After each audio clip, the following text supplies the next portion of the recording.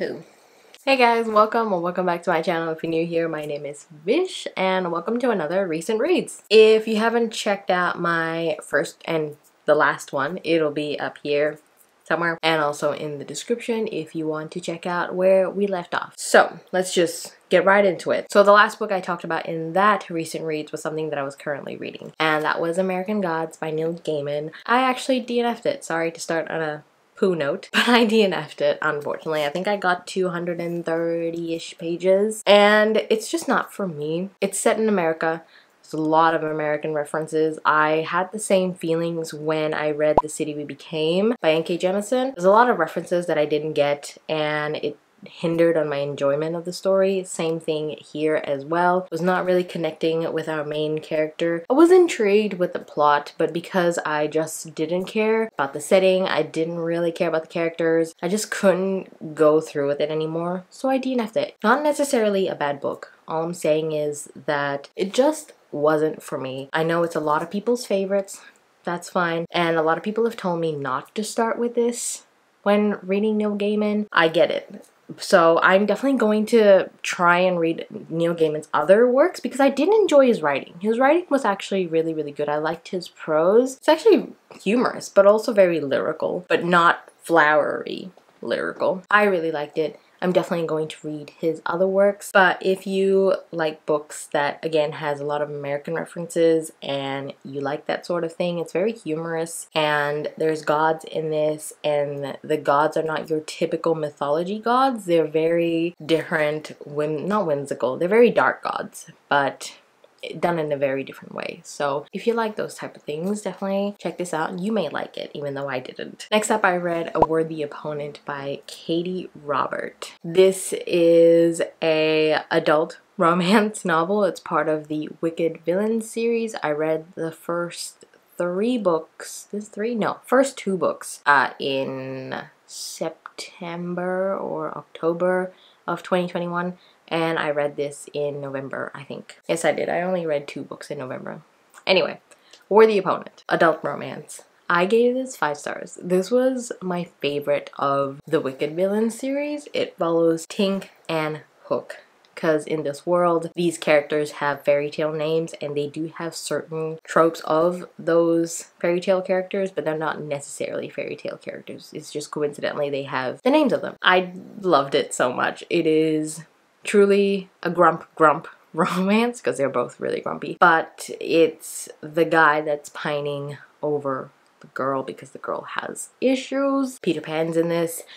Trigger warnings for very abusive relationships in this. I think physical and emotional. Definitely enemies to lovers. Love it. The smut is phenomenal.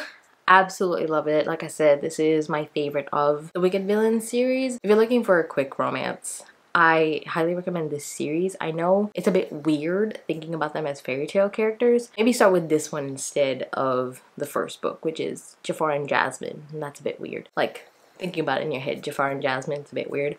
So, if you're hesitant, try this one.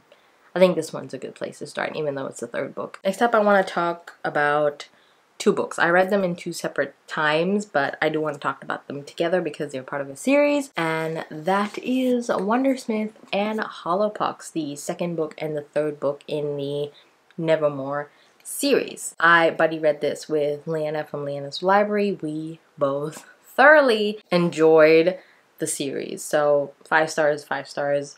I love this world. It definitely is not a good replacement, but if you're looking for that Harry Potter feeling, you got him in here. And this is a great middle grade series. The world building is excellent. The atmosphere is excellent. I read these 2 in November, December. It has great Christmas vibes. I know Christmas has passed, but if you want those Christmas vibes, definitely pick this up because it has great Christmas scenes. The villain in this is not your typical middle grade like evil. He has some complexity to him, and Morgan is such a great main character. She has emotions. She's a complicated child, but she's working through them, and she's trying to figure out where her place lies in the society. She's trying to figure out her powers and what it means, how to use them, and try not to go down the path of evil. But you know what? I kind of confess, I kind of do want her to go down the path of evil.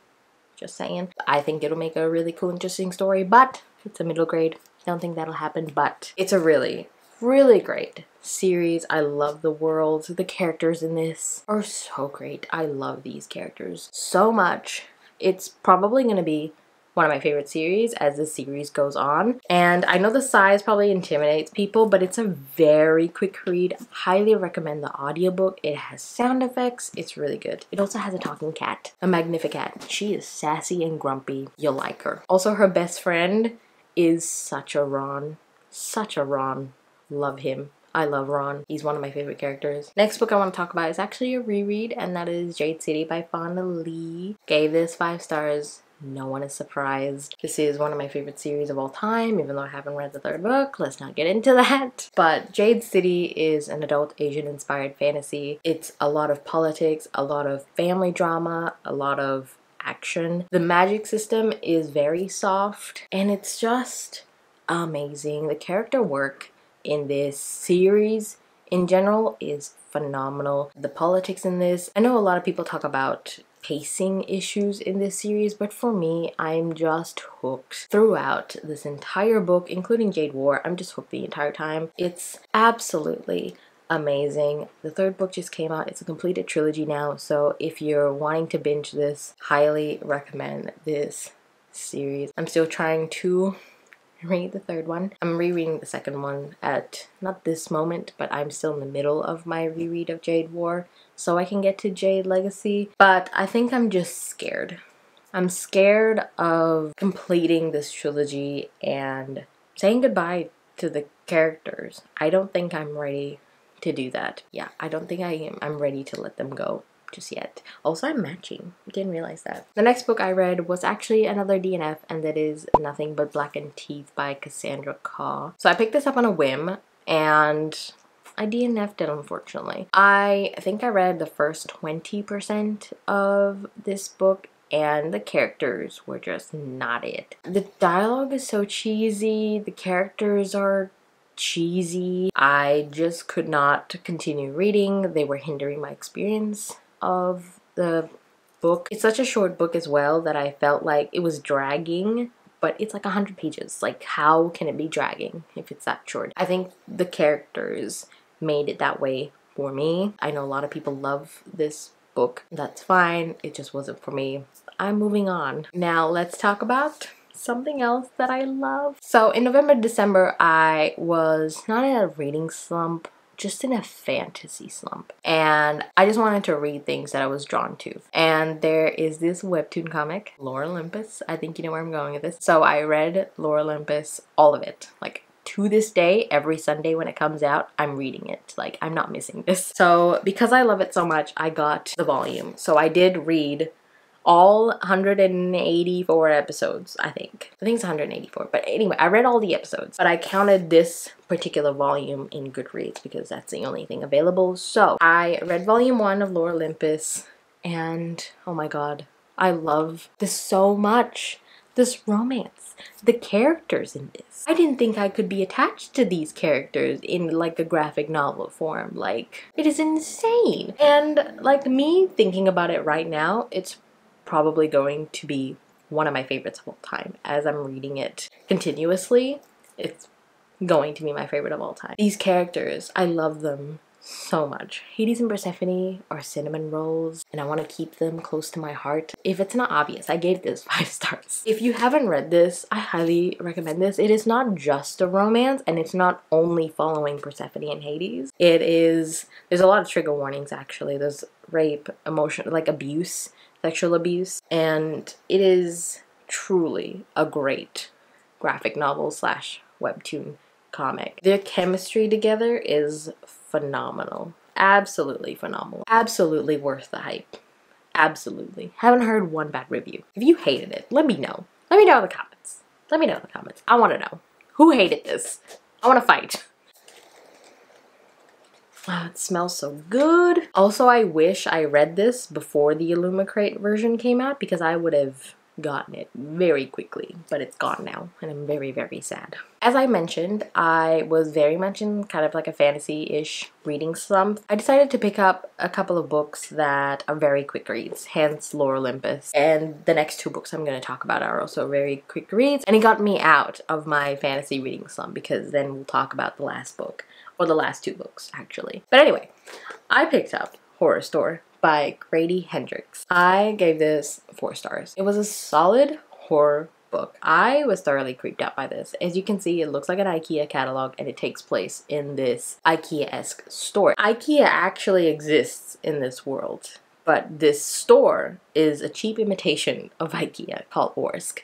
And the store is being disturbed in the middle of the night, and the manager of the store was like, look, we gotta stay the night and see actually what's happening. So they do, and shit starts going down. This really creeped me out because I don't like being in dark big spaces where I can't see the exits, because that's terrifying, because you're stuck, right? If you're in a small room and it's dark but I know where the door is, I'm still scared, because I'm scared of the dark. Yeah, I know, I'm a big baby. Anyway, I'm still scared of the dark, but at least I know where the door is. But this is a whole ass store, and it's dark, and you only have flashlights, and things are happening. I was creeped out. I was very creeped out. And I really, really liked Grady Hendrix' storytelling with this. I'm definitely continuing on with his other works, because I know the other two is more horror comedy, which I was expecting with this, but I didn't get. This was more serious horror, but it's still kind of funny because it's an IKEA fucking catalog, you know? The main character in this was a selfish bitch, and I wasn't liking her at all. She just thought her problems were better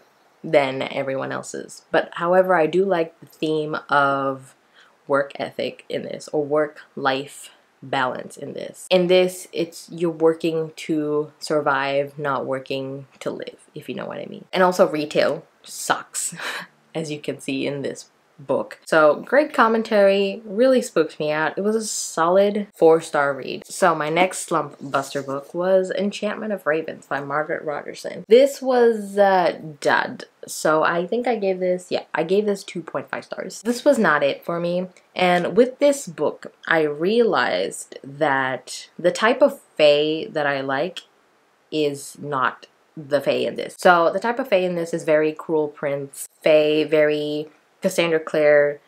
Ooh, what are they called? The Sealy Court. The type of fae in the Sealy Court. Those type of fae are not something I like to read about. Now, the Sarah J. Maas fae, the Immortal Warriors type of fae, those are my faes that I like to read about. So with that in mind, I didn't like that. Our main characters were okay. I didn't really connect with them. I didn't really connect with the chemistry of the both of them. This book is basically following our main character Isabel, who is a painter, and she paints fae. And one day the Autumn Prince comes in to get a portrait done, and she accidentally paints emotions in his eyes. And he gets angry, and he takes her to the fae world to stand trial for what she's done. And a lot of shit happens with that journey. They go back and forth into like the same things. I feel like I wanted the world and the politics of this to be fleshed out a little bit, because it is really short.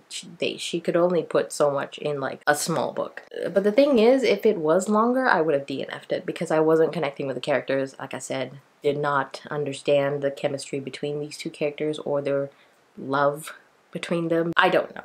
I just didn't connect with them. Hence the 2.5 stars. I know a lot of people love this, but for me, there was no connection here. Also, her writing was very atmospheric in this, and I do appreciate that. I do like her writing. I just wasn't vibing with the setting and the characters. So I hope her next work, which would be Sorcery of Thorns that I'll pick up, I hope her characterization in that book is better. I know it'll be a different setting. It's in a library. So maybe I'll like that more than I like this. And the last book I read, which is the last book of 2021, was Warbreaker by Brandon Sanderson. I know. What a weird change of pace when I just said I was in a reading slump. So those two really, really helped me get out of my reading slump, and I was fully in the fantasy mode. Like, I was like, let's pick up fucking Warbreaker, shall we? And I did. I love this a lot. I think I gave 4.75 stars. It wasn't my favorite, hence not a 5 stars. With Brandon Sanderson books, except Skyward, I feel very like, all my feelings are very objective, because this is a great story. He's a great storyteller. He weaves stories so well. He has great politics, great characters. I don't love them, but they're great and I really, really like them. And he explains the magic system extremely well. We follow these two sisters in this story, Vivenna and Ciri. Vivenna was trained to basically marry the God King when she comes of age. So she's trained in the politics of Hallandren, which is where the God King is. That's the city. She's trained in the politics, so she knows what to do and how to act. But when the time came for her to go to Hallandren to marry the God King, her father refused. Instead, he sent Ciri, who was a carefree child, didn't have any responsibilities. She got sent instead. I was so mad at that. I was so mad at that. She got sent instead to marry the God King. And oh my god, I did not expect a really good, like, cute romance in this. Like, romance because of forced marriage. This is a great book for that. Like, it was so cute. All my pink tabs in the middle was for them. It was so bloody cute. Why no one talks about this?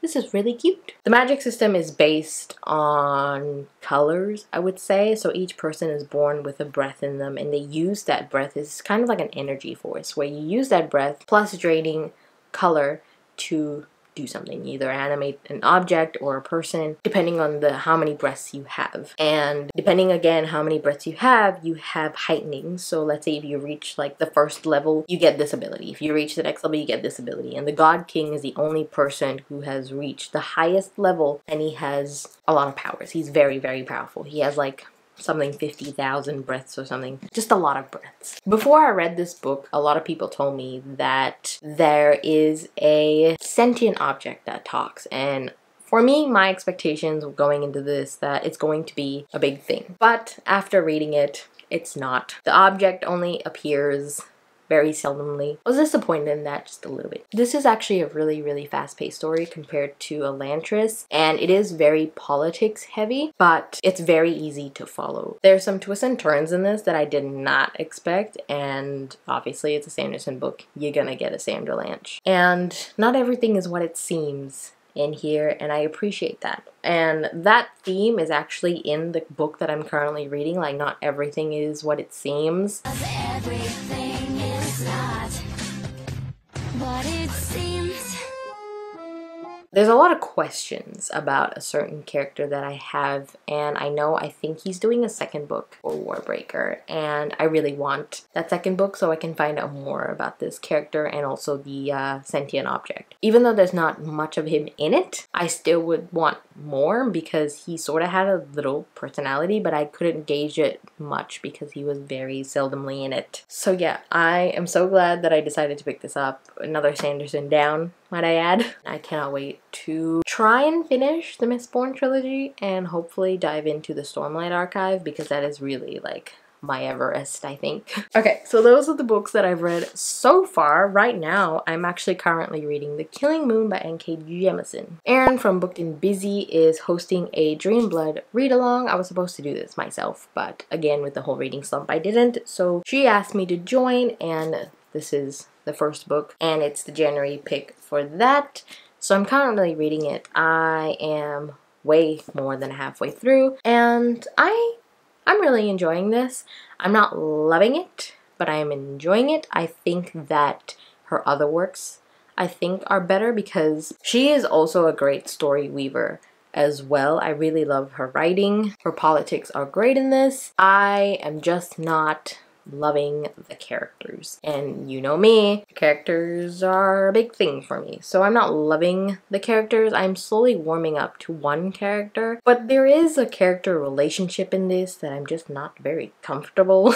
If you've read this, I think you know what I'm talking about. But I have been told that the second book really explores character emotions, whereas in this it is very much plot-based, politics-based, because there is a mystery element in this and we're trying to figure out what's going on and how to solve it. So I'm enjoying my time trying to figure out what it is, but I'm just not enjoying my time with the characters. So yeah, those are all the books that I read recently. I am very, very sweaty. It is a very hot day. If you made it to the end of the video, let's put a blue heart and a pink heart for Lore Olympus. Guys, I really love Lore Olympus. Like, I did not expect to love this much, but it's one of my all-time favorites now. So, blue and pink heart. let's do that. Let me know what you've read recently. Something that you loved and something that you didn't like as much, if you have that two options.